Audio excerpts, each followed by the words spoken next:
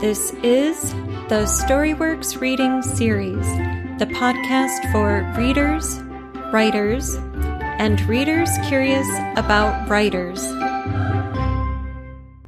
Hello and welcome to this week's StoryWorks Reading Series. I'm your host, Alida Winternheimer. StoryWorks Reading Series is a sister podcast to the StoryWorks Roundtable. As you probably already know, the StoryWorks Roundtable is conversations about craft. StoryWorks Reading Series is a literary journal for your ears. This is the podcast that gives voice to your story and you. Every month, we will publish a new short story or personal essay read by the author, and then I will sit down and have a conversation with the author about that piece, its inspiration, its craft, and its challenges. This is a podcast for readers, writers, and readers curious about writers. So you probably have friends who are writers. I want you to let them know about the show and tell them that we're open for submissions. All the details and the submission form are at storyworkspodcast.com/submit. And also tell your friends who are readers, anybody who loves listening to stories, who loves audiobooks, who likes short fiction or short creative nonfiction, and is always curious about what goes on behind the curtain. Well, this is the podcast for you, so please share this widely and connect with me on Instagram or Facebook or the website. I would love to have a conversation with you. Today, we're doing something a little different. I'll be reading from my work, Saving Annabelle, after which my good friend, writer Carlee Tressel is interviewing me, so the table is turned. Without further ado, Saving Annabelle. Man is as likely to do evil as sparks are to fly upward. Old saying. Prologue. 3 stories of flame rise, lighting the starless winter sky. In a bedroom window, fire catches lace curtains. They billow before dissolving into flames. It is late in November. The sun is not due for over 2 hours. And even the farmers, who rise in the dark to tend their cows, claim an extra hour for rest in the winter. There is but one person who suffers from insomnia, who rises while the world sleeps to study his Bible. A sense of unease draws Reverend Longley to the upstairs window that overlooks the river. Turning his gaze to the south, he sees an unusual red glow low in the sky, crowning the treetops at the horizon. The sight rouses in him a certain longing he harbors with guilt, to see the end of days. And then, as the red glow takes a new shape, he realizes what it is. The Reverend rushes forth in his slippers and nearly chokes on a great inhalation of frosted air. He slips on the compacted snow as he runs from the back door of his home to the back door of the church. Inside the vestibule behind the altar, he jumps to extend his reach and grabs onto the bell pull, uses the weight of his body to start the bell swinging. The church bell is heavy cast bronze, a gift to the people of Auburg from their founder. It rings forcefully, a resounding clang sure to travel and rouse men from their sleep. The alarm, 3 solid strikes of the clapper, a pause, 3 strikes, again, again. Sweat trickles under the Reverend's dressing gown. Winter has come with an early hard freeze, and the well water is locked under an inch of ice. The townspeople know there is nothing they can do. Most of the men ride bareback, hurrying despite their helplessness, suspenders twisted in haste, trousers bunched up the top of their boots. Their hands freeze around the reins, if they bother with a bridle at all, while their breath is panted in frosted clouds that trail both rider and horse like steam from a locomotive. Their horses are sweating from the run. Women and children, wrapped in layers of wool blankets, come behind the men, driving wagons and buggies. Only a few mothers with very young children and the very old fail to turn out. They find Maud Jacobson wandering the yard in her chemise and bare feet, a wrapper haphazardly slung round her shoulders. There is no sign of her husband or her daughter. The house disappears in a mountain of flame. The heat it gives off is not unpleasant. The colors, too, pumpkin orange and brick red, shifting and dancing against the navy black of the northern sky. The air fills with the sharp crack of wood giving way, of beams stacked with struts and shingles falling in pieces. The house rumbles and the roof crashes down. Women jump. Men clap hands on their sons' shoulders. Children cry. Horses skitter. It is a collective response fitting of such an ordeal. The ground vibrates as the ruin settles. It does not matter that Haldor Jacobson, the town founder, built it himself on a grand scale, and now it is gone. What does matter is that the unspeakable occurred within those walls. The wind shifts, and soon everyone is crying, if not from the spectacle of loss, then from the dense, choking smoke that fills the air. Dr. Björnson remembers the bonfires of his youth and notes that this smoke is different, heavy, bitter, and somehow impure. He decides it is from the various contents of the household burning together.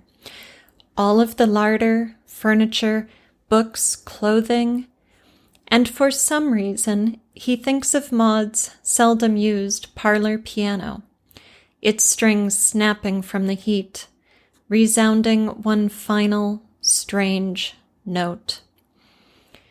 Women huddle around Maud. She is draped in a neighbor's brown blanket, and covered thus she sits like a mound of dirt, unmoving. "Maud, Maud," the women moan.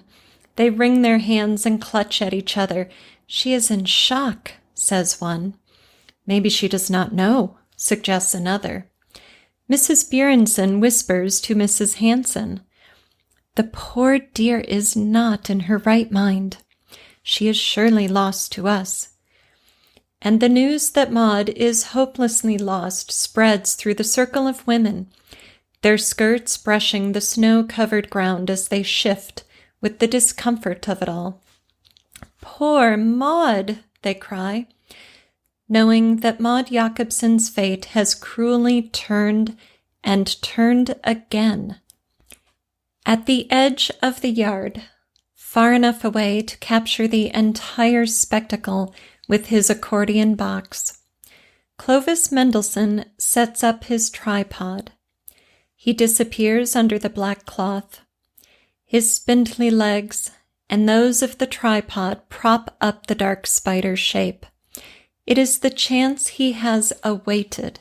He is sure to include Maud prominently in the frame. The more pathetic and sorrowful the sight, the more certain his success. This is the photograph every newspaper in Minnesota will buy, and he will become a famous man for it. From the trees on the hill, one figure watches all as a single star appears over the pyre, high and faint. One star, to guide home one soul.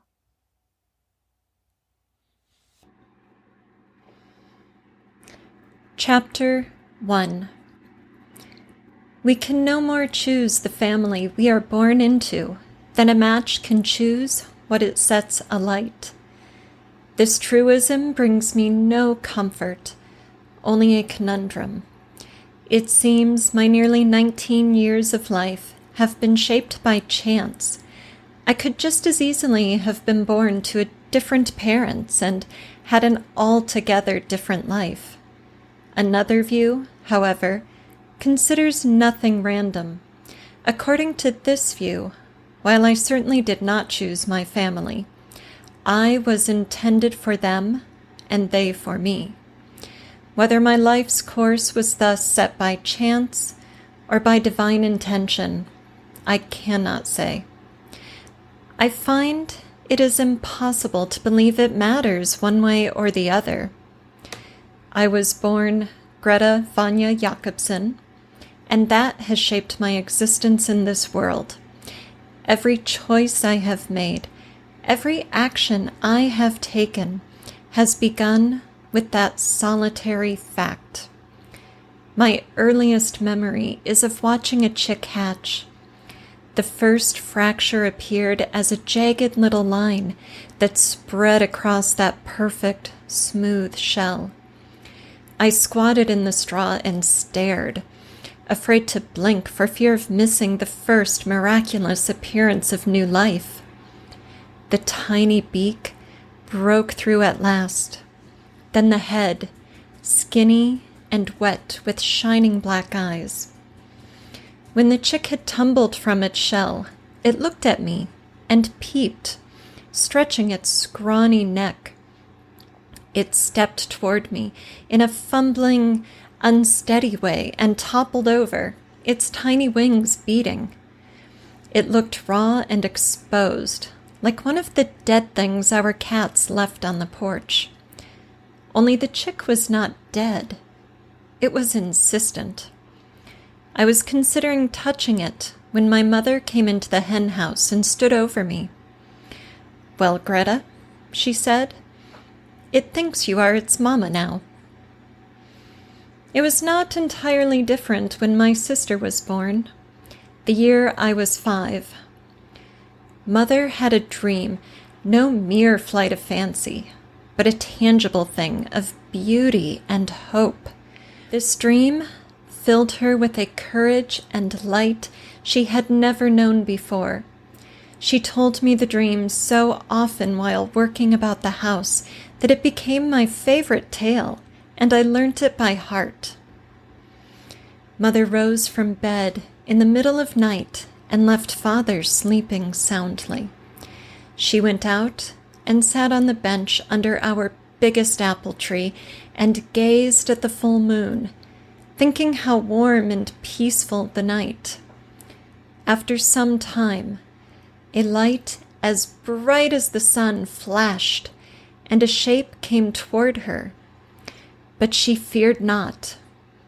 When her eyes adjusted to the brightness, she saw that one of God's own messengers stood before her in flowing white robes with curls of golden hair cascading about his shoulders. From his back sprouted wings of snowy feathers, each plume as big as her hand. Mother slid to her knees so that she might receive God's word. The angel did not speak, and she opened her palms in supplication. In each of her hands he placed a large, ripe apple, one red and one yellow. And so it was that God sent a message to my mother, and how she knew she carried twin girls. Mother immediately set to preparing both herself and the house for 2 babies. She instructed me each day how to care for a newborn so that I might assist her, although I was not even 6 at the time. She went about singing lullabies and talking to the unborn babes, whom she named Anna Beatrice and Belle Abigail. Then, with no way of confirming her intuitive dream, she ordered a brand new cherry wood crib. The day after we placed the order at Mendelssohn's Mercantile, she slaughtered a chicken. Together, we went to the orchard and picked the finest apples from our trees. She dug potatoes and baked a fresh loaf of bread.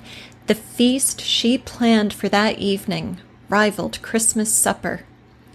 While the chicken was in the oven, Mother scrubbed me clean and put me in my Sunday dress with a proper threat of what would happen if I spilt on myself. I stood stiffly while she jerked a comb through my hair, afraid the displeasing Mother would spoil my chances of getting pie. At last, my locks were formed into 2 smooth braids. The ends were brought up so that they looped to my shoulders, and wide grosgrain ribbons were tied around them. All little girls are pleased by ribbons in their hair, and Mother had created such a festive meal that I spoke up. "Mother, may I help you pick a dress for tonight?" She led me to her wardrobe, which had been a wedding present to her parents. The large cabinet was painted with a woodland scene in now muted reds and greens. Across the bottom were their names and the date of their marriage. 1829. They were both long dead. My grandmother's death precipitated my mother's marriage to a man she barely knew and did not love. Mother opened the doors, and I touched the burgundy velvet skirt, drawing its hem out of the folds of other skirts. Then I found the cream shirtwaist with puffed sleeves and layers of lace that cascaded from the neckline. There, amid all that lace, Mother would have worn her cameo brooch that I always found so thrilling. "I am afraid I will not fit in those," she said. Mother took from the front of her wardrobe a large skirt with a drawstring. The shirtwaist she removed had pleats all along the yoke and hung long in the front to cover her belly. "This is all I have that fits now. You will have to be pretty enough for both of us." I was disappointed, but noted that she freshened her hair and, at my urging, did bother to wear the brooch. Father enjoyed his supper with the suspicious air of a hog being led to the slaughter. Mother fidgeted a great deal while he scowled at her from across the table. Finally, with half the chicken remaining, Mother spoke up. "Haldor, I have ordered a new crib." Father's mouth opened, then shut as Mother continued to speak. "I am carrying your twins, so we will need a second crib." "How do you know this, Maud?" Father had immigrated from Norway to the Minnesota Territory as a young man, and he retained his accent, filling his speech with ahs and oohs, but Norwegian was commonly heard around Aalborg, and his accent was not the thing that differentiated him from other men. "I had a dream." "A dream? A dream?" Father's face reddened as he curled his hands over the tabletop. "Hell and thunder!" If there was one thing Father could never stand, it was putting stock in silly, irrational notions.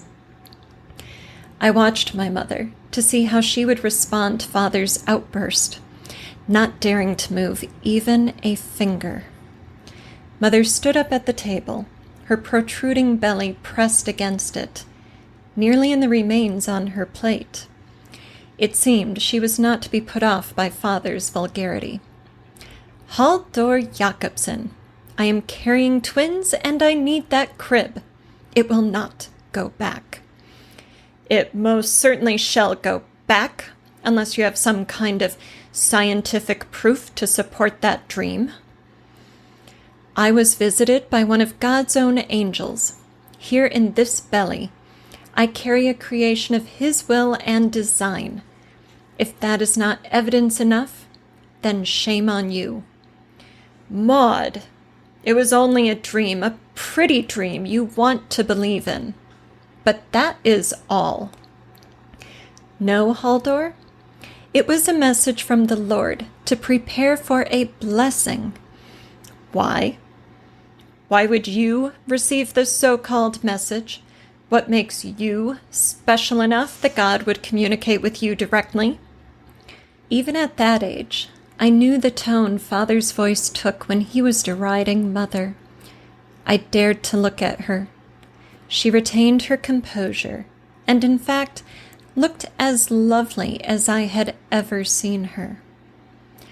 I know what I know, Haldor, and who are you to doubt it? He blustered and threw his napkin down beside his plate. If this is some foolery, Maud, if you do not give birth to twins, by God. He spread his broad hands on the tabletop and stood, pushing his chair back, then left the house, all a bluster. When it came to conflicting the two things by which Haldor Jacobson measured this world, science and religion, he could no more choose between them than he could deny God's existence above. And perhaps because he could not deny God, he denied so much else. When Mother went into labor 5 weeks later, on November 1st, 1864, I spent the long hours that she struggled crouching in the hall, listening aghast to her moans and cries. I thought for certain Mother was being torn apart. I imagined the doctor with the saw cutting her belly in half to extract my sisters. The door opened at last, yanked quickly, and I heard Dr. Bjornson say sharply, "I thought I told you to bring it in." He stuck his head into the hallway. "Greta!" He barked my name, and I got to my feet as quickly as I could on cramped legs. "Run and fetch the case on the seat of my buggy." I flew down the stairs and leapt from them, never touching the bottom 2 steps, certain that if I were not quick enough, my mother and sisters would be lost. The doctor's phaeton was parked just in front of the house. Father had unhitched the horse and taken it to the barn to feed it, not out of consideration for the doctor, but for the beast, and because it brought a reduction in fees. The leather seat in the buggy felt cold against my hands as I slid the large wooden box toward me. I turned to go back, and in my haste stumbled on the porch steps. The case fell from my grasp, and I heard the clinking of glass bottles. Blood ran down my shin as I made my way to Mother's bedside. Presenting the box as carefully as I could in outstretched arms, I prayed that nothing inside had broken. "Ah, here it is," Dr. Bjornson said with a note of relief, as he opened the lid and took out a small green bottle. Deftly, he uncorked it with one hand and poured some into a dish on the crowded bedside table. His large black bag sat with its mouth wide open on the floor. He had laid out tubes, scissors, and other frightening implements of curving metal. A small green bottle, like the one he had just retrieved from the case, laid uncorked on its side. The doctor muttered to himself while he worked. A bachelor with dark and oily hair, too old to be called young and too young to be called old, he was an esteemed member of the community and had been reported, on more than one occasion, to bring folks back from the brink of death. For that reason, his brusque nature and self-aggrandizement were easily tolerated in Auburg. With his ill manners came the tendency to immediately forget anyone he did not deem of use. And so I fell quiet, stayed out of his way, and remained in Mother's bedroom. Mother's hair had come undone and clung to her face and neck like pale ribbons. She appeared to have swollen, and her eyes were blackened as though she had been struck. Terrified, I wanted to cry out, to fling myself across the bed and stop this torture. Fascinated, I kept still, remained invisible. Dr. Bjornson wet his fingers with the medicine I had fetched, and then reached his hands between Mother's legs. "This will dull the pain and help the tissue to stretch," he said. Not to Mother, but to his assistant, a young doctor learning the practice from our Dr. Bjornson. I had not noticed him before, standing on the other side of the bed with a flannel draped over his hands. The medicine must have worked, for Mother grunted and strained and held her breath 2 or 3 more times before the doctor exclaimed he saw a head, and a minute later dragged a tiny body out of her, lifting it from between her legs. He swept the baby's mouth with his little finger, then tied a purplish twist of an organ that draped between the infant and my mother with a braided thread and cut it. He finally handed the baby, covered in a white film, to his assistant. "You have a daughter, Mrs. Jacobson," the young doctor said. Mother smiled weakly and stretched out a hand, but the assistant did not bring the baby to her. He instead busied himself with sectioning her nose and covering her in sweet oil before washing away her unctuous covering. At that time, I did not know babies were supposed to cry when born. I did not, therefore, think it unusual that my sister never made a sound following her first trial of life. Dr. Bjornson pressed his hand to Mother's abdomen and said something about placenta, which I took as Latin for baby. I was used to hearing my father, the doctor, and the Reverend coloring their conversations with these strange words. When I asked what they meant, I was told simply that they are Latin, all Latin, mysterious Latin. The doctor continued to palpate Mother's stomach, making her squirm and groan. "Maud, another one has crowned. You are having twins. Keep pushing." Mother mastered enough strength to smile faintly. I crept to her side. This baby slid out easily in the wake of the first, followed by a rush of blood. She appeared so different, completely bald with almost translucent skin. Blue veins flowed over her scalp. The closed eyes bulged, and I thought she slept. Dr. Bjornson scowled and made a clucking noise with his tongue. When he handed her to the assistant, I saw how small she was compared to the other. The first baby, oiled and washed, had turned pink. No amount of scrubbing could remove the bluish tint from this one. Mother saw her child and cried out, a hand cupped over her mouth. "Now, Maud, these things happen." She began to shake her head, to disagree with the doctor's simple assessment, and then she fainted. "Mother!" I placed my palms against her wan cheeks and moved her head to rouse her, but she did not stir. "Off with you, Greta," Dr. Bjornson said. "I will see to her." I was shooed from the room and forced to wait downstairs with Father. We sat in his study before the fire, the mantel clock ticking with each agonizing second.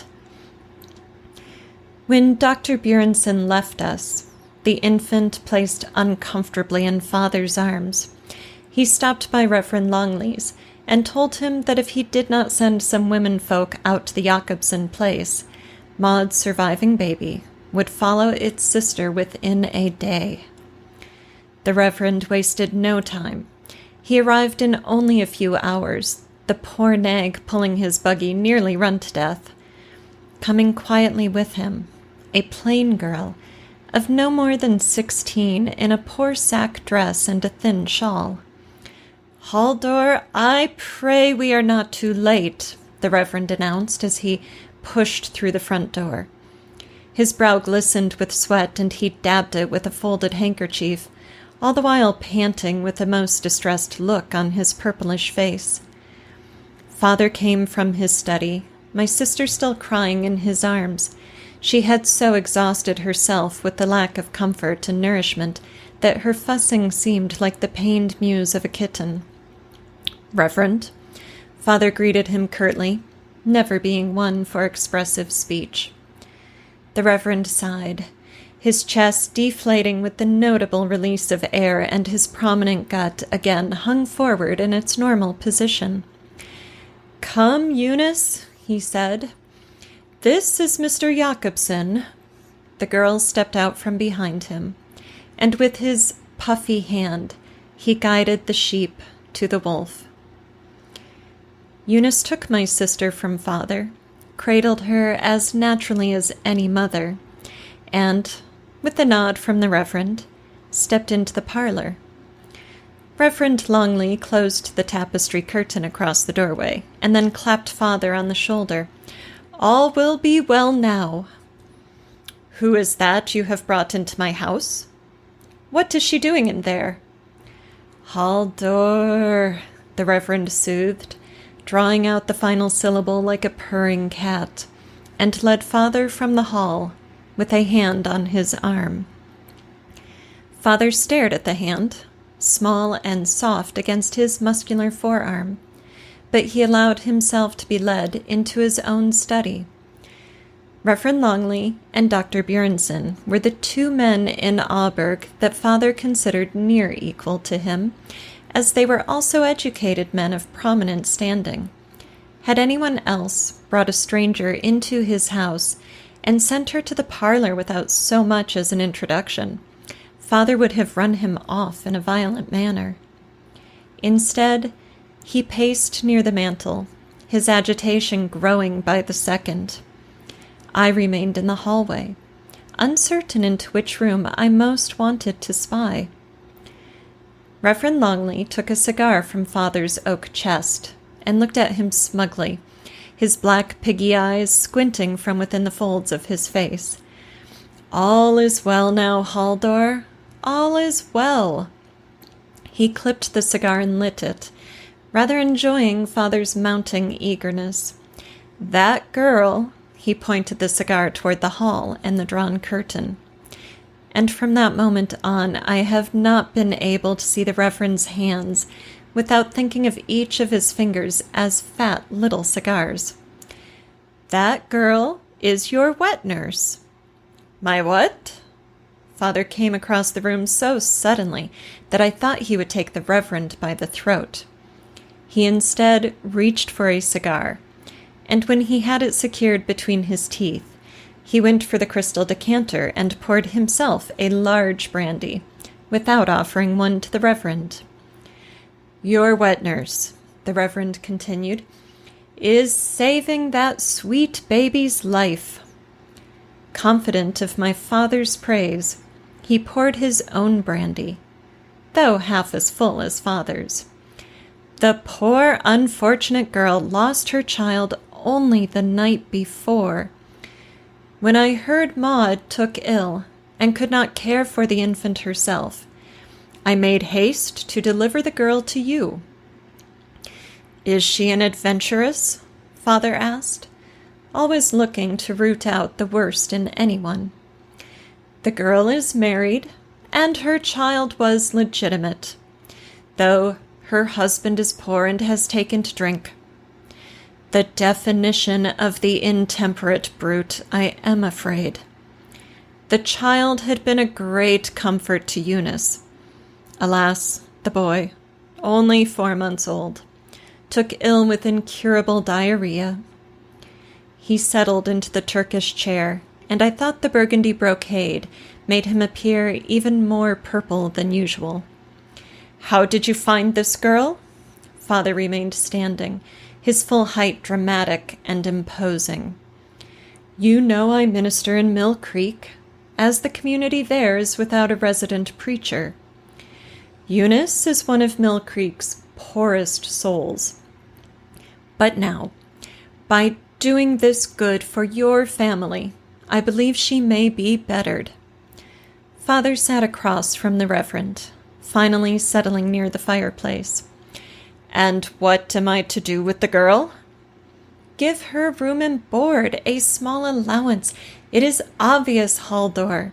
You put her to work caring for the baby and your wife, as well as the house, until Maud is recovered." Father did not speak. His silence signaled that, although he found it disagreeable, he saw reason in what the Reverend said.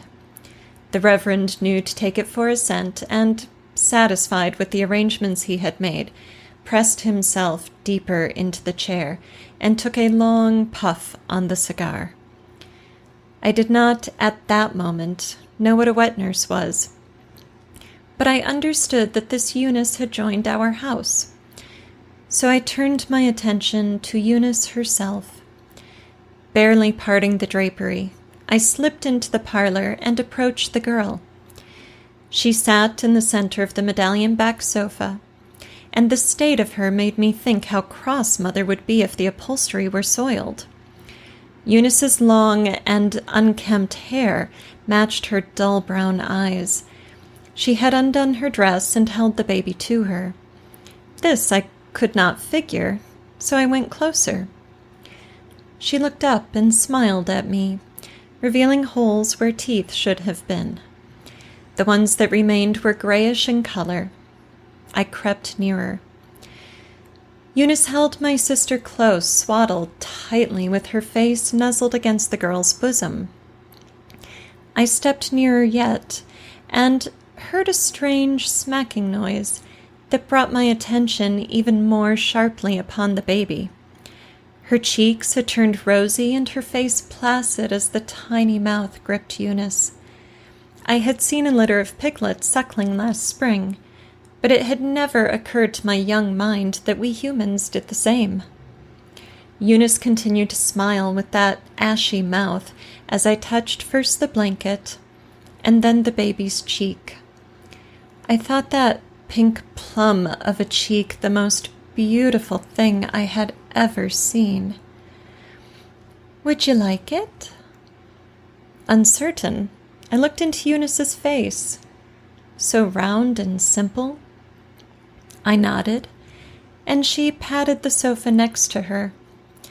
She opened the other side of her dress, and I saw a mature breast fully exposed for the first time.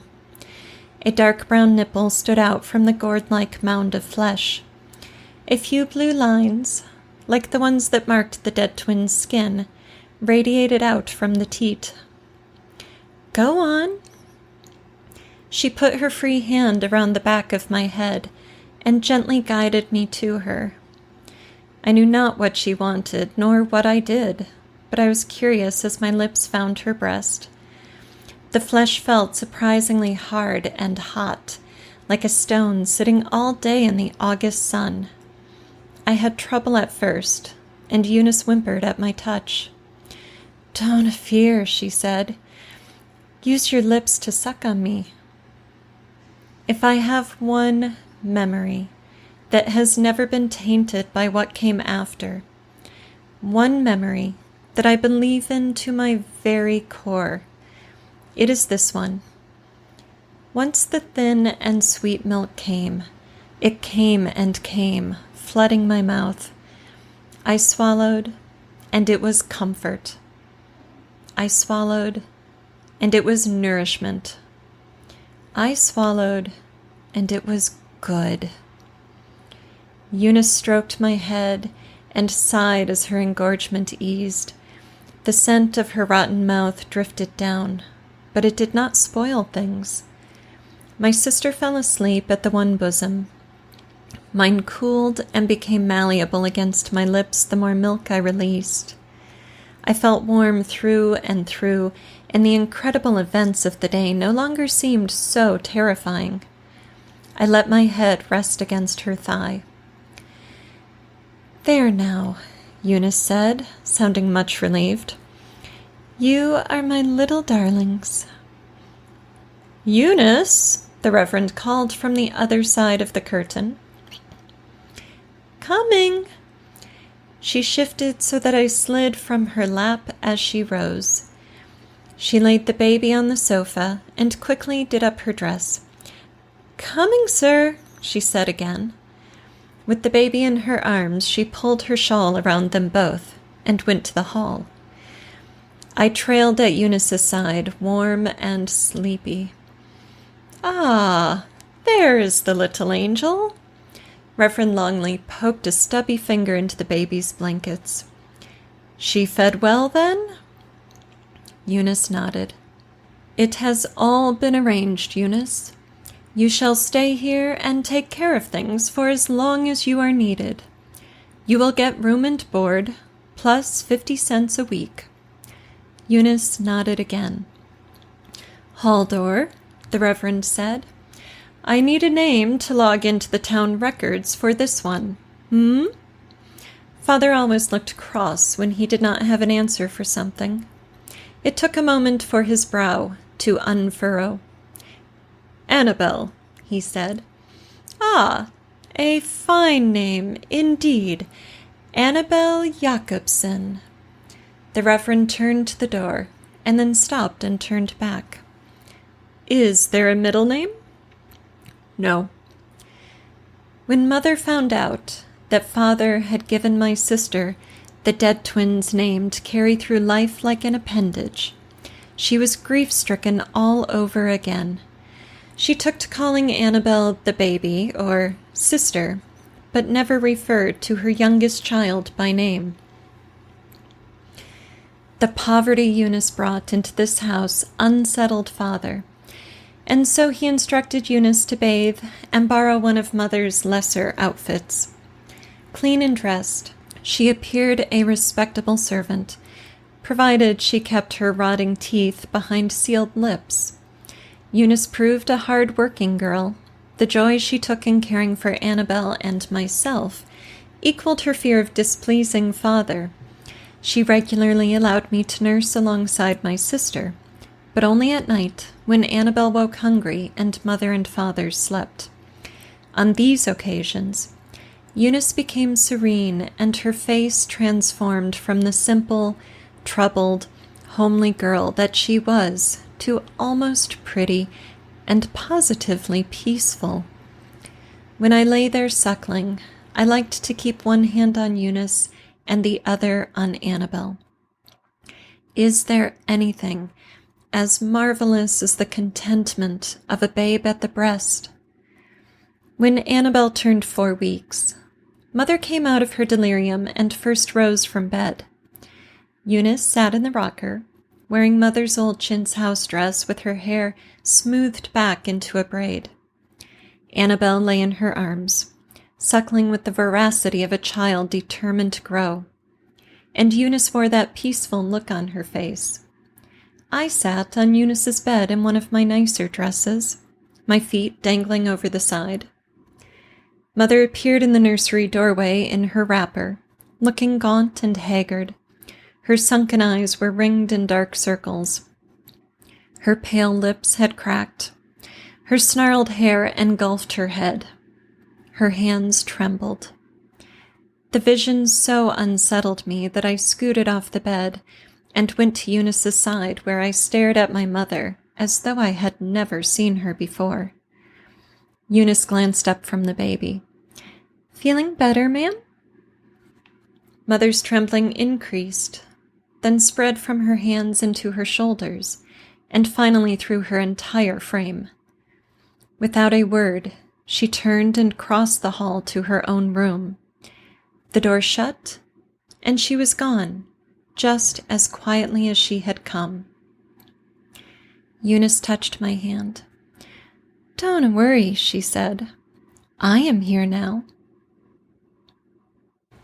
We just heard Saving Annabelle from Alida Winternheimer. Alida Winternheimer is an award-winning author and experienced teacher, editor, and writing coach. Her books include the SWRS Guide to Writing Fiction series, the Skog Hall Mystery series, and A Stone's Throw. She's published numerous short stories, 2 of which were nominated for the Pushcart Prize. Alida is the creator and host of 2 literary podcasts, StoryWorks Roundtable, Conversations About Craft, and StoryWorks Reading Series, a literary journal for your ears. When Alida is not writing or teaching, you can spot her around Minneapolis on her bike, in her kayak, or being walked by her golden retriever. Find Alida at storyworkspodcast.com. Well, Alida, what a way to start a story. Thank you. Yes, we come into the story to a house on fire, a really important house on fire. And then our story, there's plenty of mystery around the who and the why and the how and kind of how we got to this point. And then the story is picked up by a young narrator who has a lot going on in her life too. So here's a story that's full of tension, full of excitement, full of mystery. So let's kind of go back to the beginning. What inspired you to write this story, or what was the thing that drove you to get into this character's head? Right. Well, it was a number of years ago, a lot of years ago, we'll say. And I had kind of a creative vision float through my head. You know, I have no idea where it came from. Nothing in particular prompted it, but it was of a girl in an old clawfoot bathtub in kind of one of those big old-fashioned bathrooms with the white wainscoting, and sitting on a stool next to the bathtub was her big sister. And the sister was, you know, reaching over the bathtub to wash the girl's arm, and she ran a washcloth down this arm and out to the hand where there were a couple of fingers missing. And up in the corner near the ceiling across from them was some kind of a specter, a feminine specter. And that was all I got. I didn't have names. I didn't have period. I didn't have the story, but I couldn't shake that image. I knew I had to develop this and find out what this was all about. And so I started writing a short story. It wasn't a big enough container for these characters and for this scenario that came to me. So I turned it into a play. I was a playwright in college, have a degree in theater. So that was sort of the next form to put the story in for me, the next natural form. And that also wasn't right. There was so much I had to explore to discover these people and this story. And I needed narrative. I needed exposition. I needed a really rich setting and world to fit them all in. So I started working on a novel. And I also originally, just based on the vision, the tub and the wainscoting, I had a sense of maybe the 1920s, but I realized as I was writing it that these characters were in a much more confined living situation, a much more restricted life, as in they didn't have access to a lot of resources or maneuverability, you know, transportation type things. And so I moved them back into the 1860s, into the Victorian era, and set it in rural Minnesota. So that's kind of the inspiration and some of the evolution of the story. Yeah, so interesting that the novel was really the form that you could dig into all of the questions you had with this vision. Mm-hmm. And let's get into setting a little bit. You said, you know, Victorian era, 1860s, rural Minnesota. We learn from the excerpt we just heard that it is in Auburg, Minnesota, which is not a place you can find on a map. Correct. It is a fictional place. However, it sounds a lot like a place on the Cannon River, not far from Red Wing, Minnesota. So talk to us a little bit about your choice to set it in a fictional place, and why you went that direction instead of choosing a place on the map. Mm-hmm. Well, I love bringing aspects of reality into fiction and working with the known and the recognizable while also having the freedom to invent. I think as a reader, it's exciting when you recognize things and when you know something, when it feels like home or it feels like truth, because you can name it, because you can say, I've been there. So nobody can say they've been to Auburg, Minnesota, at least not this particular one.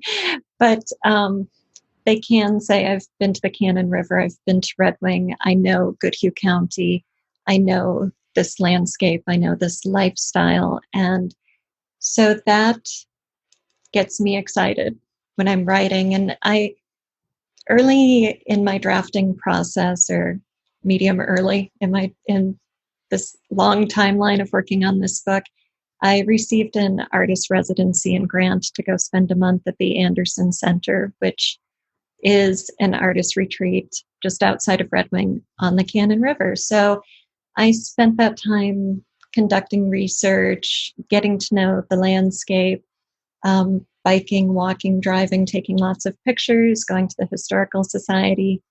And that became the location of Alberg. I had to think of where I wanted my characters to live and what that would mean for them, like how rural, how far removed from society, what kind of access to resources. And I decided to place them 10 miles outside of Red Wing, the nearest city, which today 10 miles is nothing, but in the mid 1800s, that was a big distance to go there and back. You're looking at a day's travel on horrible, rutted, muddy roads. They called them corduroy roads because they were so bumpy, and that would do damage to your horses and your wagons, that constant jarring and such. And so this was close enough I could involve Red Wing, but far enough that they're still isolated. So those are the kinds of things I was factoring into my world building.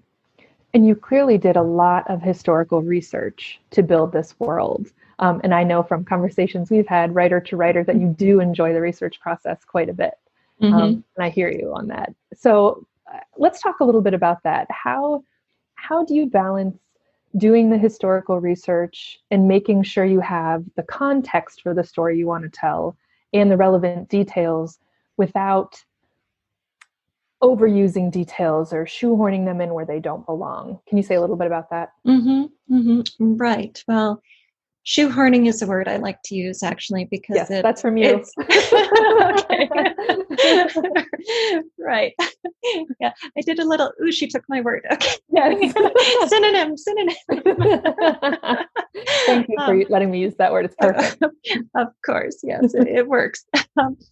Yeah, my rule is if I'm trying to shoehorn a piece of research into the story, then it doesn't belong. It has to work organically. And when you're researching historical fiction, you're going to inevitably take in far more than you can ever use organically, convincingly, effectively within your narrative. And so you do have to be selective, which can be tough and funny at times, because I discover things that I get excited about, and they might be quirky or bizarre, but for whatever reason, they make me happy. And then I want to find a way to put them in the story to share them with readers because I think they're cool.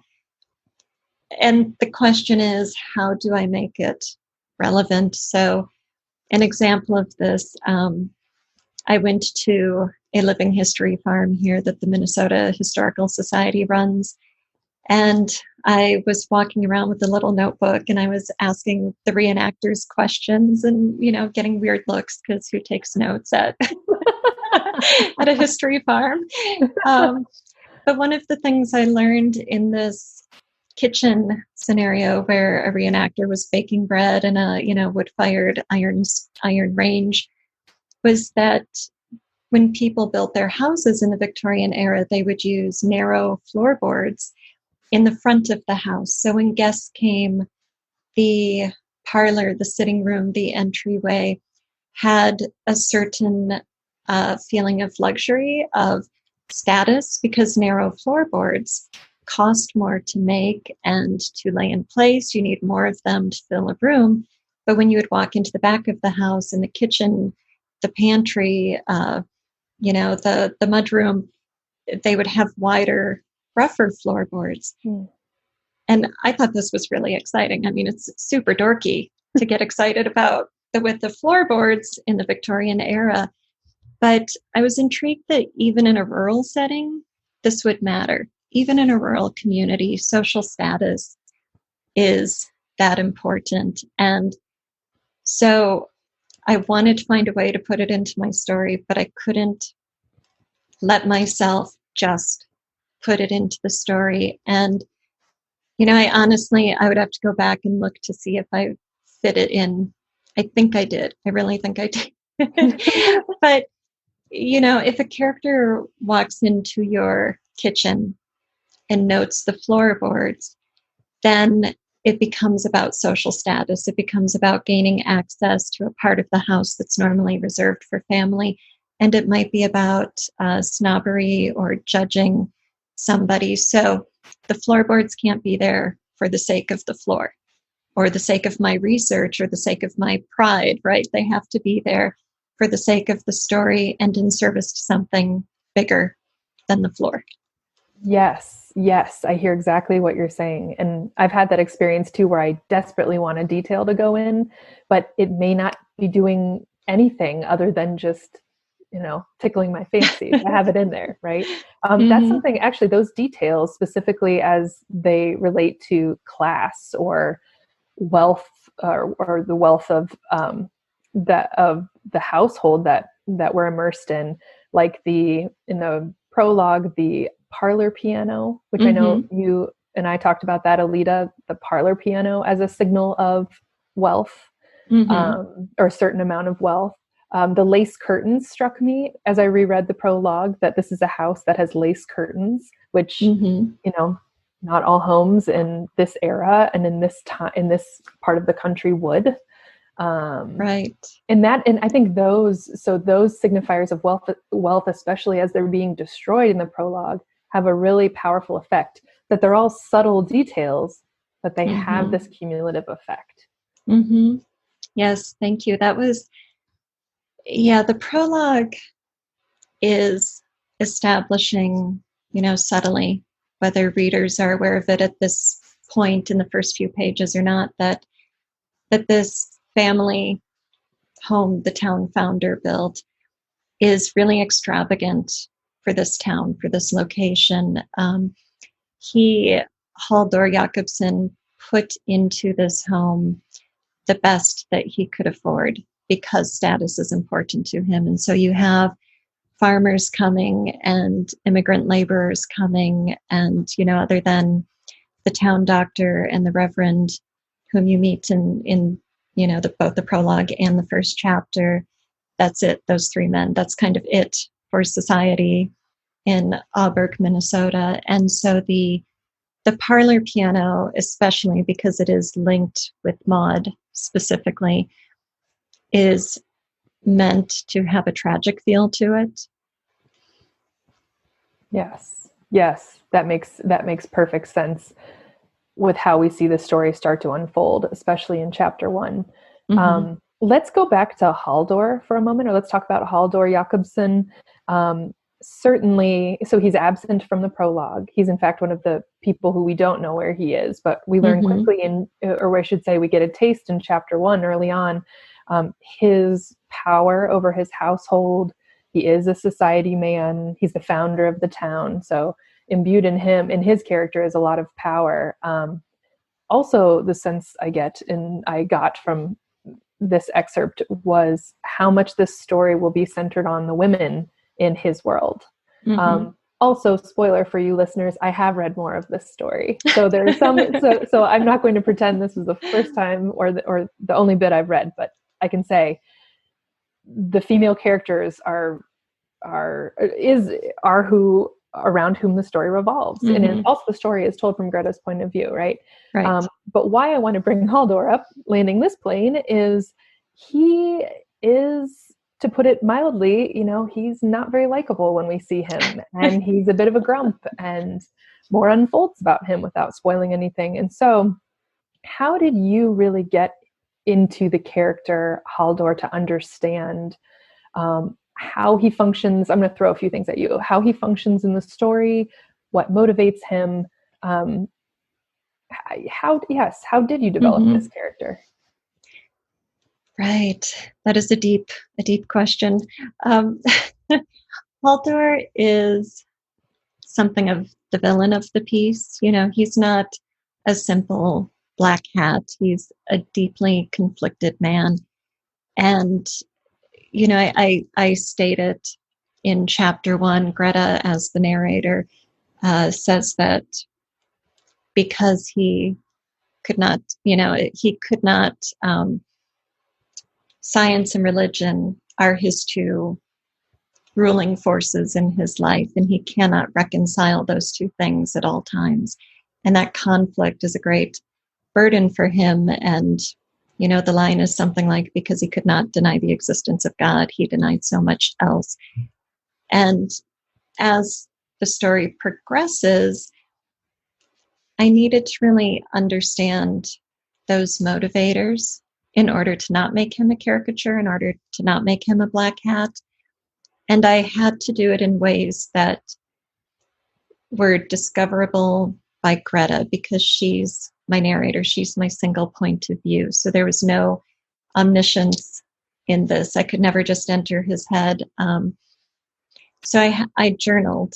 I wrote Haldor's diary so that I, as the writer, could get into his head and understand how he felt about himself and how he felt about his impulses versus his better nature. And that helped me discover how that would manifest in behavior that then can be placed on the page, that Greta can be party to, can narrate, can show us, and can have her own feelings and opinions on, without crossing that line of, knowing too much, revealing things that my narrator couldn't. Yes. Yes. Was it difficult to have restraint about that? Because I think it's when you're literally making Haldor's diary and journaling from his point of view, surely you know so much of him that doesn't end up on the page. Mm-hmm. Yeah, the hard part was writing his diary. I was very uncomfortable engaging with his mind, being inside him and in his perspective. He's a very restrained person. He's cold, he's distant, he's bottled up, and then he has these flashes of temper. So writing his behavior was easier than trying to understand what was behind his behavior. Mm-hmm. Yes, that makes a lot of sense. Mm-hmm. I certainly, as a reader, felt a lot of menace and a lot of foreboding toward the end of chapter 1. The line, I think, that really got me. So as if this mysterious fire wasn't enough, right? At the end of chapter 1. Oh, also I wanted to say, I loved that line. And perhaps because he could not deny God, he denied so much else. That was riveting one. And then there's a section break. Thank you. I really loved that. And then, yes. So it's when the 3 men are in the study and they bring Eunice onto the scene. Mm-hmm. To fill in as the wet nurse when after Maud's traumatic birth experience, and they think they're being helpful, right? Or there are other motives, or we'll find out. And the line, just as Eunice is being introduced, "This is Mr. Jacobson." The girl stepped out from behind him, the Reverend, and with his puffy hand, he guided the sheep to the wolf. I was just like, we're in trouble. We are in trouble. Eunice, go back. Right. Everyone leave. Yes, run away. Run away. This is not going to go well. Yes. Yeah, but I thought that was particularly effective. Oh, thank you. Yes. So many things. I mean, so many great lines, a couple we've mentioned already. The other thing that really drew me into this story were the sensory details. And I know we touched on the parlor piano already during the fire, but what it was doing in the fire, the snapping of the strings and the sound that makes. And then there's Dr. Bjornson noticing the heavy, almost impure smell coming from the flame. And even the one that really struck me was when the crowd is, gathering around this mountain of flame, and the heat from it wasn't entirely unpleasant. Right. And yes, it's a winter night. It's pre-dawn November in Minnesota, but I don't know. That's not just keeping warm, right? Right. Yeah. Right. So did you tell me a little bit about how you incorporated these details? Was this something that came really in your initial drafting, or was it something you peppered in as you revised? Tell us more about that. Gosh, my initial drafting was a long time ago, and when I entered my MFA program, I decided to make Saving Annabelle my thesis. When I looked at the manuscript I had, which I think was about 3/4 of the way done, I basically scrapped it, and wrote the novel anew. So I had the characters, I had the arcs, I had the setting, but the prose, the writing, the I did all of that fresh during that MFA program. And I hate to sound like a cliche or like it was easy, because it certainly, it's not easy. Sorry. But there are those times when you get into a flow state, when you're writing and the outside world is shut out and you aren't even so much in your head as you're just in the story. And I think that's when those details come to me as I'm writing, and there are certainly times when you go back in revision and you're like, oh, I need something here. That sensory detail or that specific element isn't here yet. I need to keep working on this. And then, you kind of rummage through like, okay, what was in this house? What would be interesting? What would connect to Dr. Bjornson? What would connect to Maud? And then you have to do a construction project of, okay, I've got all these blocks, which ones snap together? And I don't remember which one the parlor piano was. So let's say it was Flo, because that's more fun. Right? Yes, it just came to you. Yes, of course. Yes. Inspiration. Absolutely. But in all seriousness, though, that is interesting to hear that, at least in this particular piece of work, you have both art and science here, if we're going to use those absolutely. broad categories. You have creative inspiration, you have reaching that flow state to access these kinds of moves with the story, but then you also are crafting, right? Right. And we can tie this back to the floorboards conversation, because one of the things I learned in my research was that a parlor piano was a tremendous symbol of status. So for a woman in the Victorian era, if she had a sewing machine, she was doing well. She could cut her time and the intensity of her labor making clothing for her family way down. And then the next thing a woman bought for her household, if she had the funds, was a parlor piano. Ooh, because now we've got something to do with our leisure time. And so, you take that piece of research and you stick it in the mental file cabinet.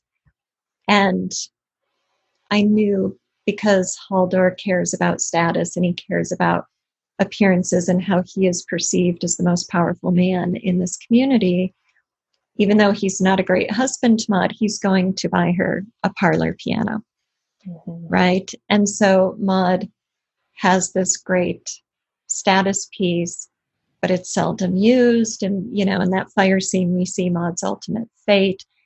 And so maybe that parlor piano moment in the prologue was inspired, but behind that inspiration, there's that technical piece of doing my hours of research and putting together what this symbol means to the characters and to the community and to this world at large. So I think even when it is inspired, it's a marriage of the two. You need both. Yeah, well said. Also on the subject of research, we haven't encountered these characters yet in what we just heard, but two important characters, at least two, come into Greta's life in the story. Can you talk a little bit about these characters that you've referenced as role models for her? Yes. Well, yes. As we see in the prologue, Maud's fate is not happy. So she does have moments of being a good mother to her daughters and, functioning well between that traumatic birth experience and that fire. But she's not the best role model for Greta. And so there are women in the community who come into and then pass out of Greta's life at various times, fulfilling different roles, who are based on historical figures or historical facts. And one is Lucy, a radical feminist. She is a dress reformer. So she shortens her hoops and shortens her skirts and, turns that extra fabric into trouser legs and wears flat-heeled boots and, simple hair and no corsets. And she really gives Greta the opportunity to learn what it means to think for herself and to define her own life. And then there is a shepherdess herbalist who is half Dakota and half French, who actually rents Haldor's sadi, his first cabin, when he settled the land, when he staked his claim. So she's very much on the fringe of society, and she is self-reliant and, independent, and like Lucy, has a completely different worldview and teaches Greta more about being independent, but from a different place in the world than Lucy. Lucy is very much of the world, and Ursula is very much outside of society, on the fringes of the world. So, yeah. Yes. Yeah. There are so many, really, really, all the characters we encounter in Saving Annabelle are characters with depth, with complication, which I think is a really gratifying thing and an enjoyable thing about the story from a reader's perspective. Let's talk about another complicated female character, Eunice, who we meet in chapter 1. Right. Talk about her role in chapter 1 or in this story. How do you see her functioning as a character? Or in Greta's life? Right. Well, gosh, she is so complicated in the story because she is something different to each family member. She literally saves Annabelle's life by providing nourishment for her as a wet nurse. For Maud, she is a replacement. Whether Eunice ever thinks of herself in that way or not, whether Greta or Haldor think of her in that way or not, it's pretty ambiguous. That is how she functions, and Maud certainly sees her that way. We see it in the final moment of chapter 1, when Maud comes to the door finally, after a month of being in a sick bed, and sees this tableau of Eunice nursing Annabelle, and Greta slips off the bed. She's so unsettled by the way Maud looks that she slips off the bed and goes and stands next to Eunice. So this presents Maud with this tableau that, terrifies her, really, and sends her back to bed, puts her into retreat. And, I think Greta at age 5 is confused by everything that's going on, and she will take comfort where she can get it. And she's very attracted to Annabelle. She has this new baby sister, this darling infant whom she loves dearly and tenderly. And of course, the baby is always attached to Eunice because Eunice is the baby's caretaker. So Greta kind of unwittingly is drawn into Eunice's sphere. And then Haldor really couldn't care less about Eunice, other than is she performing her functions and staying out of his way. And that, changes somewhat later, but you'll have to read on. Yes. Right? Yes, you'll have to read on. Yes. It was very interesting to me the complicated feelings I felt for Eunice at the end of chapter 1. Even though we don't get her perspective, right? We get we're not seeing the moment from her perspective, but to understand the moment that she's coming from and the moment that she's going to was really powerful. So we're told by the men, interestingly, right, who are talking about her, that, she's in this bad family situation, has a husband who's drinking. She's very young, although I don't know if they might say her age. I'd have to look back. Yeah, 16. 16, right? Quite young. And but interesting though that they talk about her legitimacy right up front, right? Right. She's married, but her husband's a drunk. Okay. But then she's just the night before lost her infant son. So, and as literally she is feeling in her body, she's engorged with milk, right? So she's brought in as this wet nurse and saves this young baby.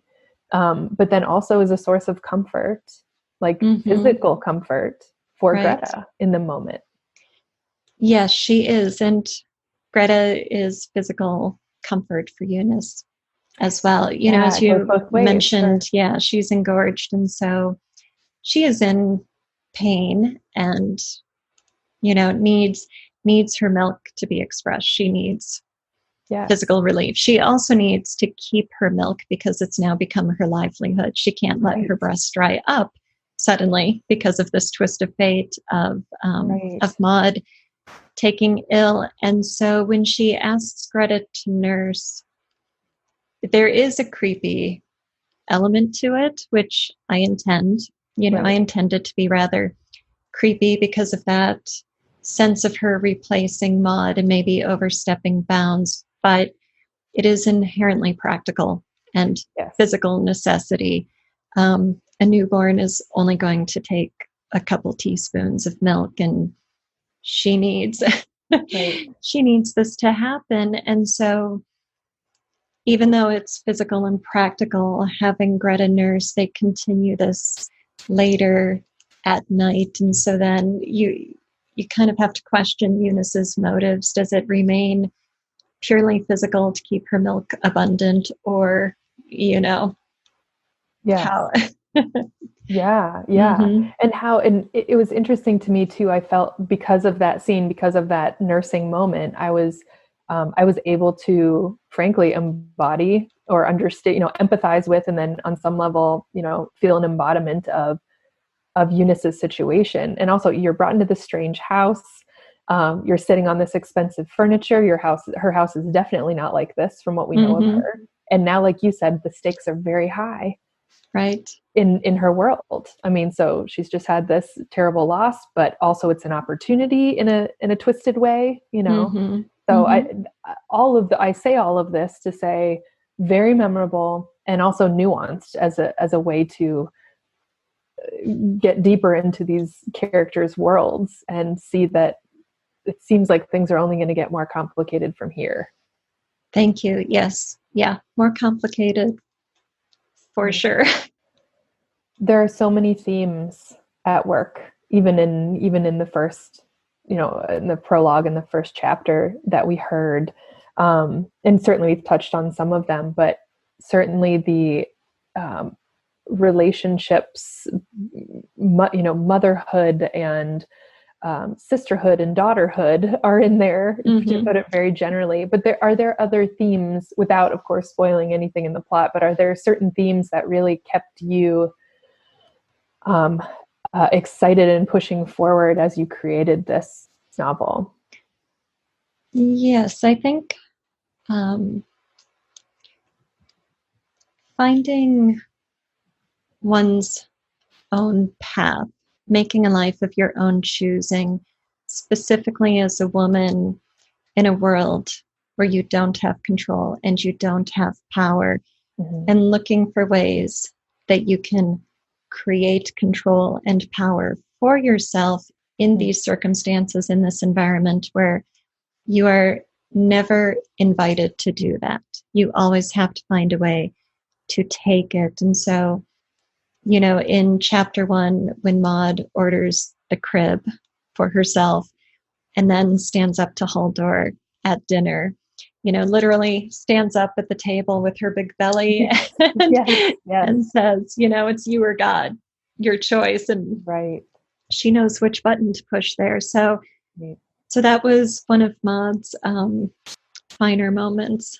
And, you know, Eunice, she is as downtrodden as they come, but even in having Greta nurse, she is, as we discussed, ensuring her milk production, ensuring that the milk is expressed and not leaking on the fine sofa, and, you know, and she isn't embarrassed in front of Haldor. And so even that is a sense of empowerment, of saying, here are these circumstances, what can I do? What agency do I have to shape these circumstances, however limited your movement might be, however limited your choices? And so much of Greta's journey with these role models we've talked about, as well as, you know, her school teacher and there are a couple other supporting characters who matter, but so much of her journey is about finding her way out of Haldor's world into a world that she can define. Sure. Yes. Yes. At this point, Saving Annabelle is complete. It's a completed work and thoroughly revised. And yes. Revised, capital R, revised. Yes. And you're currently seeking representation for this work. Yes, I am. Right. In terms of your readership, who do you think would really love this book? Whose hands would you want to put this in? Okay. Anyone who really enjoys historical Midwestern gothic tales that confront the dark undercurrents of everyday life. Yeah. Yeah. That's great. I'm among them. Awesome. All right. Yes. So here's your super bonus question. Okay. What, if anything, surprised you about the process, or what is the big thing you learned from this particular project?